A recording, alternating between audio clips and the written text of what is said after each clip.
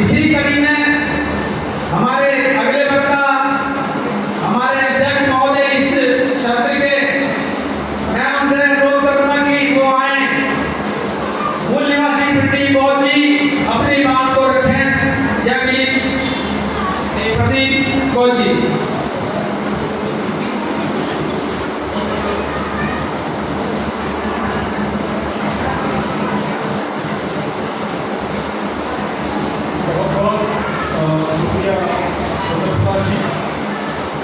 और इस कार्यक्रम में सुबह से बैठे, सुबह से कहीं कई दिन से बैठे जुगलाल साथी की यहाँ पे लोग पहुँचे हैं।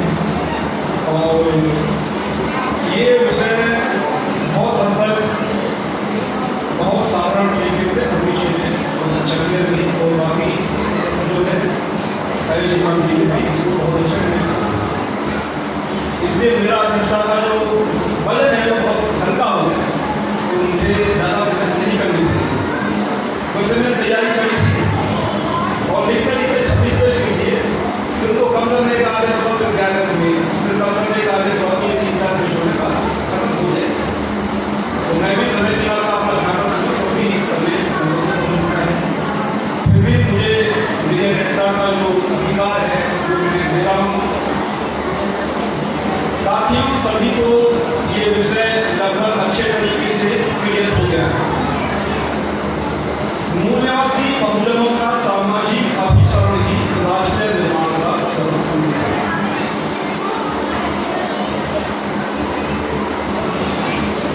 ये ऐसी अवधारणा है जो समाज के विभिन्न वर्गों में, समुदायों में, जातियों में या बिखरे हुए पहचानों में उनमें आपसी सहयोग, सहमति और समन्वय की भावना को बढ़ाती है।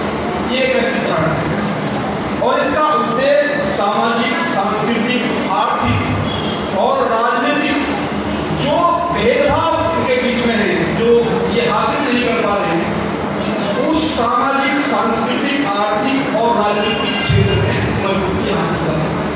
क्योंकि जब तक इनका अभिसरण नहीं होगा, अभिसरण का सीधा सा ध्यान रखें, पानी और पानी में चीनी डालनी है और उसमें चम्मच डालनी है और चम्मच डाल कर घुमाना है, जब तक पानी और चीनी की पहचान एक ऐसी ना हो, यानी कि दोनों की व्यक्तिगत पहचान खत्म हो जाए और एक पहचान हो जाए, वो सर्वत्र हो सकते हैं। तो हमारी एक पहचान की बात करें तो प्रत्येक व्यक्ति की जन्मजात एक पहचान होती है, मतलब प्रत्येक व्यक्ति की एक व्यक्तिगत पहचान होती है। अब वो पहचान उसका परिवार उसको देता है, चुन्नू, मुन्नू, दीपक, सोनू, कुछ भी, मतलब यहीं से व्यक्ति के जीवन की शुरुआत होती है, उसको पहचान देनी। अब वो पहचान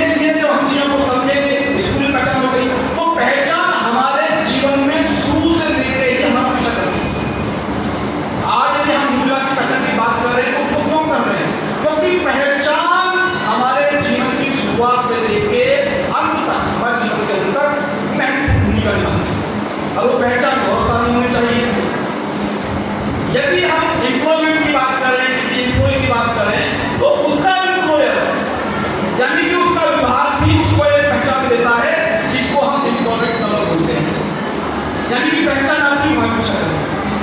तो पहचान के बिना हम जी नहीं सकते, पहचान के बिना हम पढ़ नहीं सकते, पहचान के बिना हम पैदा नहीं हो सकते, पहचान के बिना हम हल नहीं सकते। तो फिर क्यों ना एक ऐसी पहचान बनी जाए जो हमारे जीवन को गौरवशाली बनाए, हमारे मन को हमेशा स्वाभिमान से भरा रखे। हम ऐसा नहीं है कि हम ये कह रहे कि भाई हम भारत के मूल निवासी हैं तो हम इनको भगा देंगे, हम इनको मार देंगे, ऐसी धारणा है तो ये गलत है। लेकिन जब कोई व्यक्ति ये कहता है कि नहीं मैं ब्राह्मण होने पर गर्व महसूस करता हूँ, तुम अपना बताओ कि तुम कौन हो, शूद्र हो गया, तुम अछूत हो गया, चमार हो गया, चूड़े हो गया, खट्टी हो गया, कुम्हार हो गया, तो हम उससे कहते हैं कि यदि तुम ब्राह्मण है तो हम इस देश के मूल निवासी हैं। तब हमको कहना पड़ता यदि वो इस देश को अपना देश समझे और खुद को भारत के समझे तो हमें ये संघर्ष करने की जरूरत नहीं पड़ेगी। हमको इस देश में इसलिए संघर्ष करने की जरूरत पड़ रही है क्योंकि इस देश में रहने वाले कुछ लोग इस देश की पहचान से ज्यादा अपनी धार्मिक पहचान को, अपनी व्यक्तिगत पहचान को ऐसा बनाए हुए हैं कि जिससे एक वर्ग नहीं भारत के बहुत संख्यक लोग भारत का मूल निवासी बहुजन समाज को अछूत बनाने पर तुले हुए हैं, उसको तमाम अधिकारों से वंचित करने पर। तब हमको कहना पड़ता है कि हम इस देश के मूल निवासी हैं। अब तो ये जो पहचान है, ये पहचान केवल एक जानने या पहचानने के रूप में नहीं, ये एक हथियार के रूप में हमको इस्तेमाल करने की जरूरत है। यदि हम बात करें कि भाई इस पहचान से होगा क्या, सामाजिक अभिसरण की जो बात हो चुकी है कि भाई एक पहचान बन गई हमारे सर पर, तो हम पहचान की बात कर रहे हैं मूल निवासी की। तो यदि विभिन्न जातियों में बटा हुआ समाज, तो उससे लाभ क्या होगा? सबसे पहले तो यही आएगा कि आपको संघर्ष करने की जरूरत नहीं पड़ेगी। यदि आपने वास्तव में फोर्स जनरेट कर दिया तो उस फोर्स को देख के ही दुश्मन डर जाएगा और सरेंडर कर जाएगा, ऐसा इतिहास में देखने वाला बातें। क्योंकि वो डर नहीं सकता, वो आपसे आग पाग सामने नहीं लड़ सकता, अपने आप इक्वलिटी मेंटेन हो जाएगी यदि आपने मूल निवासी समाज को एक मुट्ठी में हिट कर लिया, एक पहचान के साथ 90% लोगों को जोड़ लिया, तो ये इक्वलिटी अपने आप आ जाएगी। इसके लिए हमको जो हमारा सांस्कृतिक यानी कि कल्चरल जो एक्टिविटी है, एक दूसरे से हमको अलग करना चाहिए। ईसाइयों का अपना एक अलग कल्चर है, मुसलमानों का अपना एक कल्चर है, सिखों का अपना एक कल्चर है। हमको उनके जो रीति रिवाज है उनमें शामिल होना चाहिए। इससे सामाजिक स्थिरता अपने आप आ जाएगी। यदि हम अखबारों को ध्यान से पढ़ें तो इस देश के अंदर किसी लड़की का रेप नहीं होता है, इस देश के अंदर मनीषा वाल्मीकि का रेप होता है।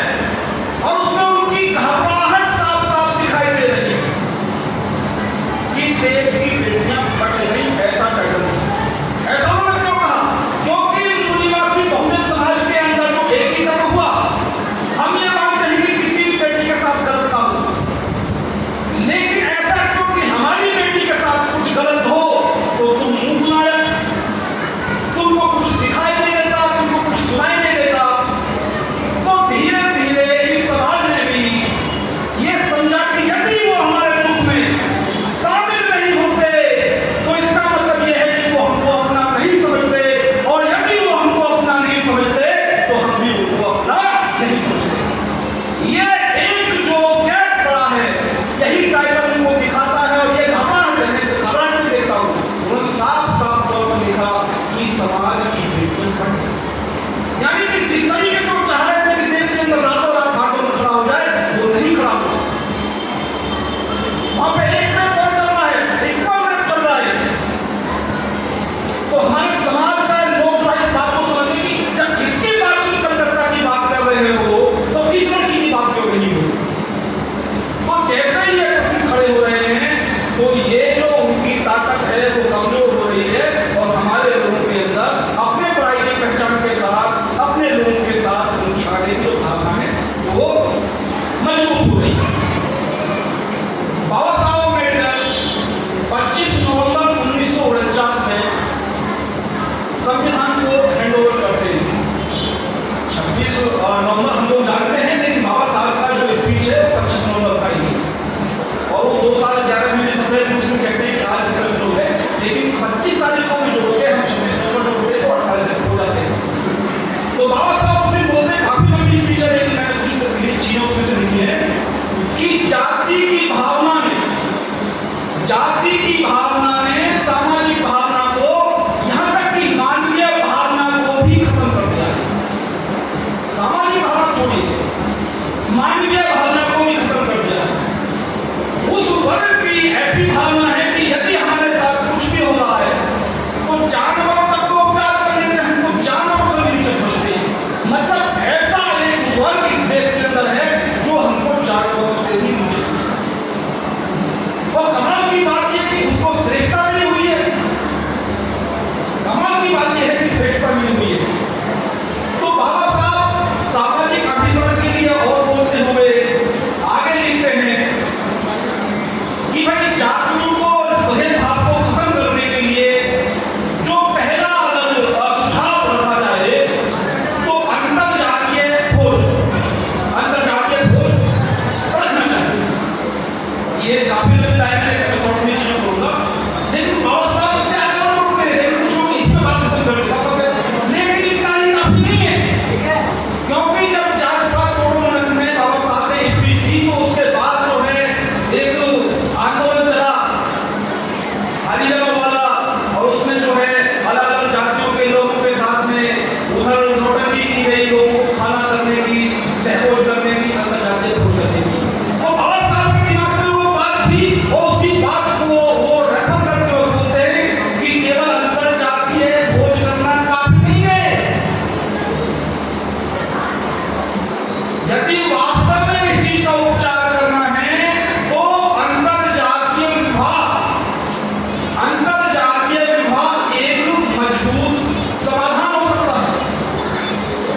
अब कुछ बड़े लिखे लोग जो यहीं तक बात खत्म कर देते हैं, बड़ा समझ के आगे बढ़े उसी पैरा में, उसी में हम आगे बढ़े हैं। बाबा साहब ये एनालिसिस और कास्ट की मैं बात कर रहा हूं और ये बाबा साहब ने पूरी किताब को सेक्शन में लिखी है। ये सेक्शन में 20 की बात कर रहा हूं, बाबा साहब वहां पे कहते हैं कि अंतरजातीय भोज और अंतरजातीय विवाह कृत्रिम तरीके से, यानी कि आर्टिफिशियल तरीके से जबरदस्ती घुट्टी पिलाने की तरह होता है। घुट्टी पिलाने की तरह प्रत्येक स्त्री और पुरुष को यह होता है कि जब तक उनकी धार्मिक मान्यताएं वो शून्य ना हो जाए, जब तक उनकी धार्मिक मान्यताएं खत्म ना हो जाए और उनके मन मस्तिष्क से एकदम वो स्वतंत्र ना हो जाए, तब तक इस समस्या का समाधान नहीं होगा। लेकिन बाबा साहब की केवल इंटरकास्ट मैरिज पढ़ने के बाद इंट्रोडक्शन क्लास में एक मूवमेंट चला और वो मूवमेंट क्या करा कि जैसे पढ़ने के बाद कुछ लोग कलेक्टर ऑफिस हुए, आईएएस आईपीएस हुए, उनको तो कि भाई वो अचानक से निकले हैं अपने समाज से, तो आईएएस आईपीएस लड़की को मिलेगी नहीं। तो उन्होंने क्या किया कि बाबा साहब की इंटरकास्ट मैरिज को उन्होंने इंटरकास्ट समझ लिया और उनको अपनी कास्ट को छोड़िए, जो अपनी दुनिया से बहुल समाज की कास्ट है वो भी छोड़िए, वो वहीं पहुंच गए जिसमें जाति कमाई। क्या दामाद अपने ससुराल वालों के खिलाफ बोल सकता है? नहीं बोल सकता। मैं बोलूंगा तो मेरे घर में महायुद्ध हो जाएगा, मेरा घर नहीं चल पाएगा। क्या कोई व्यक्ति अपने साले के खिलाफ बोल सकता है? नहीं बोल सकता।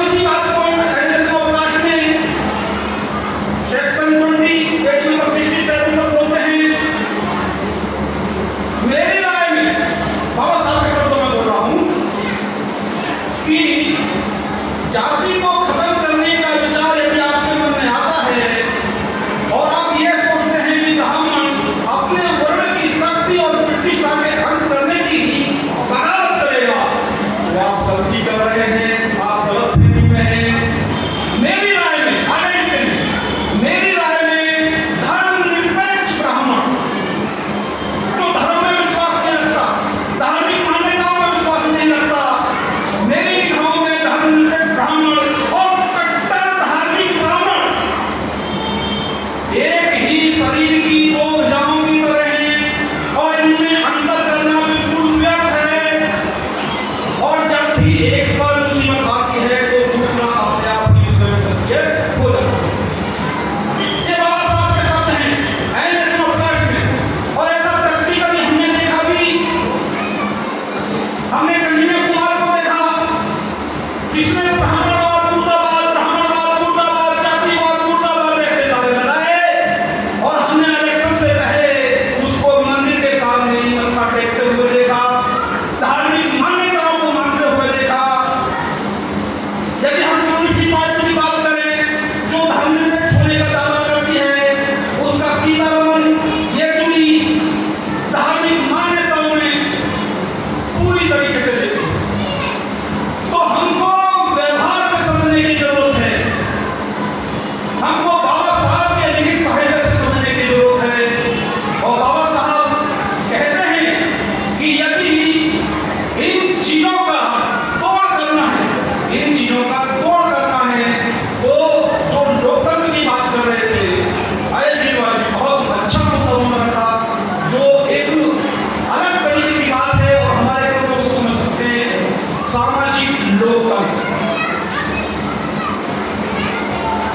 यदि हम लोकतंत्र की बात करें और कोई सामाजिक लोकतंत्र की बात करें, तो यह सामाजिक लोकतंत्र बंधुत्व भाव ही है। इसको हम लोकतंत्र का दूसरा नाम भी कह सकते हैं, और ये बुनियादी रूप से हमको संगठित और संयुक्त रहने में मददगार है।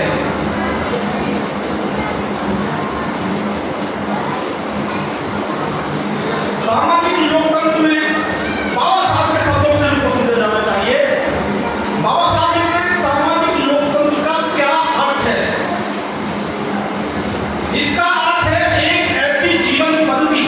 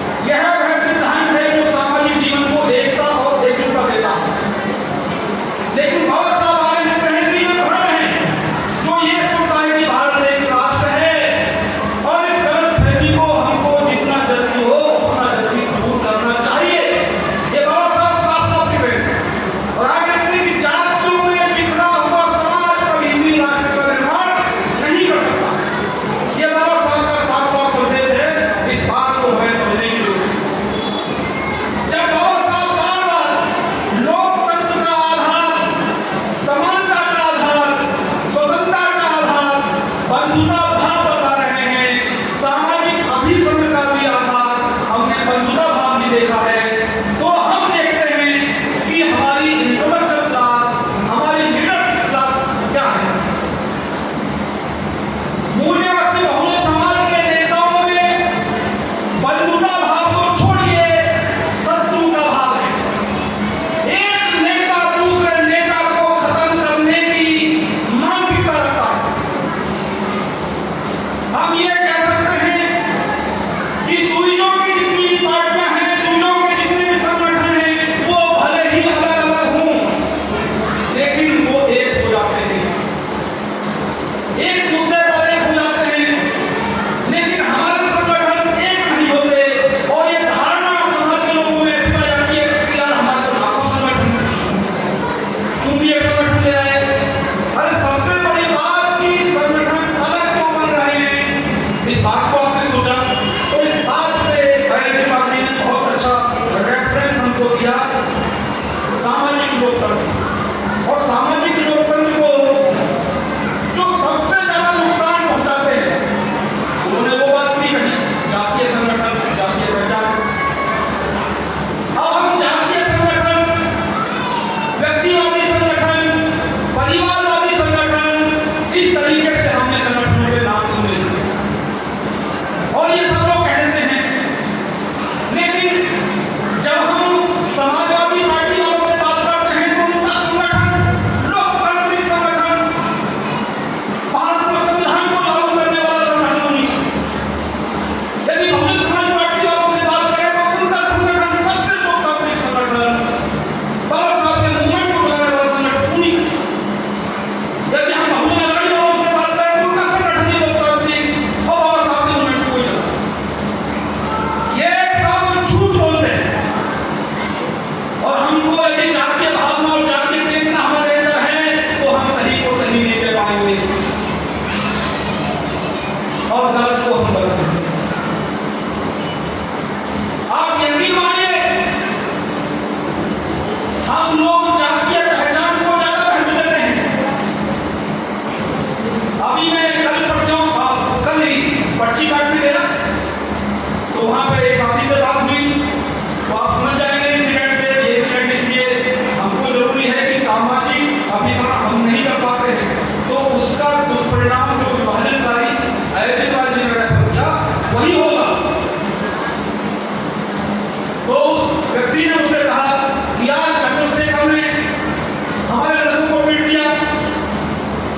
मैंने उसको समझाया कि हमारा तो कोई मतलब नहीं चंद्रशेखर से, ना उसको नेता मानते, उसका स्टाइल ही गलत है काम करने का। अच्छा, वो समझ गया, समझा। मैंने कहा जैसे हमारी जातियों में कुछ नालायक नेता है, हो सकता है कि आपकी जातियों में कुछ नालायक नेता हो। वो समझ गया कि हाँ है। फिर मैं दूसरी जगह पर्ची काटने आया तो वहां उसने कहा, अरे यार कभी वाल्मीकि ने जो ना चंद्रशेखर पे हमला कर दिया। देखिए क्या इंटरप्रिटेशन चीजों की होती है। यानी कि जातीय जो रेफर किया हुआ है सब्जेक्ट में कि जाति के संगठन में ही कैद रहते हैं। इस चक्कर में हम अपने अंदर जातीय सामाजिक संगठनों को तोड़ते हैं और जुड़ने वाली विकसित करने के बजाय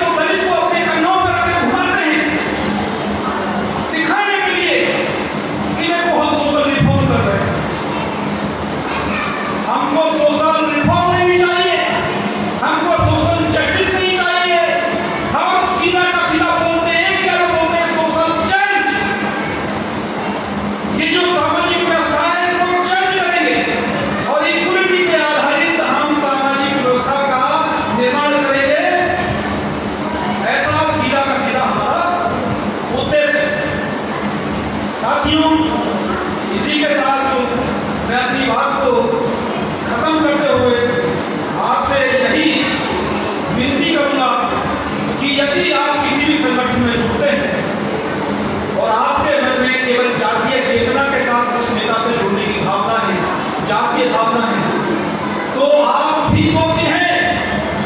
आप भी बाबा साहब अम्बेडकर के आंदोलन के गुनहगार हैं। आप भी पीछे नहीं जा रहे। अगर वास्तव में आपको देश की शासन जगत करना है तो आपको उतनी मात्रा में शक्ति का निर्माण करना पड़ेगा और उतने बड़े समाज को कंट्रोल करने के लिए उतनी ही बड़ी लीडरशिप की जरूरत पड़ेगी। और वो leadership social democracy, institutional leadership और कलेक्टिव लीडरशिप के बिना नहीं आ सकती। यानी कि सामाजिक लोकतंत्र, संस्थागत नेतृत्व और साझा नेतृत्व के बिना हम लोग नहीं कर सकते। यदि हम ऐसा करते हैं तो निश्चित तौर पर हमारा सामाजिक विभाजन होगा, हमारी आवाज को दबाया जाएगा और जो समाज है उसका लगातार उत्पीड़न होता जाएगा। और निश्चित तौर पर आज का जो ये अधिवेशन है आपके लिए ज्ञानवर्धक रहा होगा, ऐसी उम्मीद करता